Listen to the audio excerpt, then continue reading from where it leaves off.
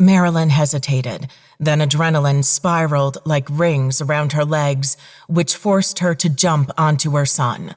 Samuel felt cold to her. His breath was foul. The boy's hand gripped her hair, pulling her head down and punching it on the bedclothes. "Samuel, you're hurting me!"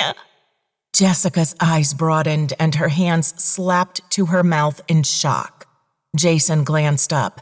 He lunged at the boy's arms with frantic restraint. "Ring the damn doctor!" screamed Jason. "God's sake, Jessica, do it! We're gonna need to bind the kid's hands!" "The number!" Jessica repeated her shout. "Marilyn, where's the frickin' number?" "In the lounge, written on the pad." Jessica darted from the scene with the static spray of charged electricity chasing her. She bounded down the stairs with anxiety and entered the lounge. The phone handset raised to her ear, and the wait for the ringing tone seemed intolerable. "Hurry up, doctor! Pick up the bloody phone!" Suddenly, Baldwin's wife entered, face concerned. "William, a call. Take it, it's urgent."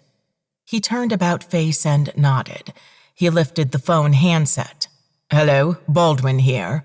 "Doctor, come over now! It's an emergency! An emergency!" "Who is speaking?" "Jessica Wells, Mrs. Morgan's assistant." Jessica's breaths were bating at her words. Her son, Samuel, he's going berserk. No more!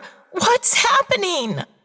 The screams in the background sounded like an animal being butchered. Baldwin went stern. "Calm down, love. Restrain the boy. I'll be there soon as time allows." He replaced the receiver, hurried for his case, and passed by his concerned wife, making for the exit. The drive in his car was a typical nightmare, but finally, the approach to the security gates of Marilyn's house neared. Jessica stood farside, clouded with a night mist around her. Finally, the gates opened, and the lights of the street lamps seemed spectral. Baldwin exited his car and walked to the front door. "Doctor, quickly!" Jessica said amongst flustered breaths. "They've tied him down." "The boy was upset earlier." Baldwin's face narrowed. "Frame of mind shaken, but he wasn't hysterical. His mood swings, how bad are?" "Terrifying," interrupted Jessica. "He's gone crazy." Baldwin nodded and entered the house.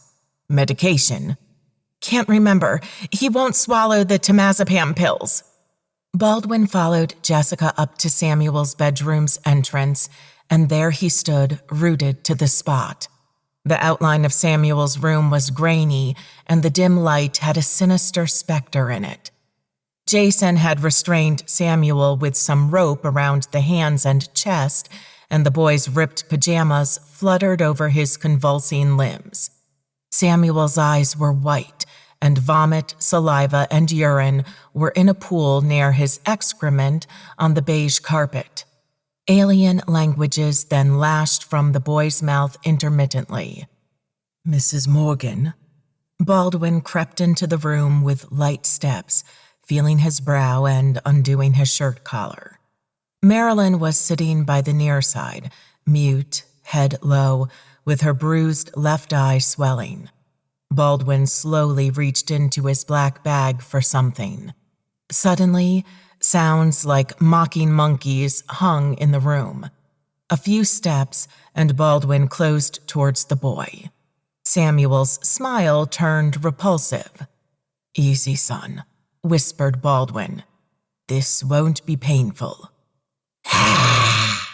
Yellowish mucus violently erupted from Samuel's mouth at Baldwin.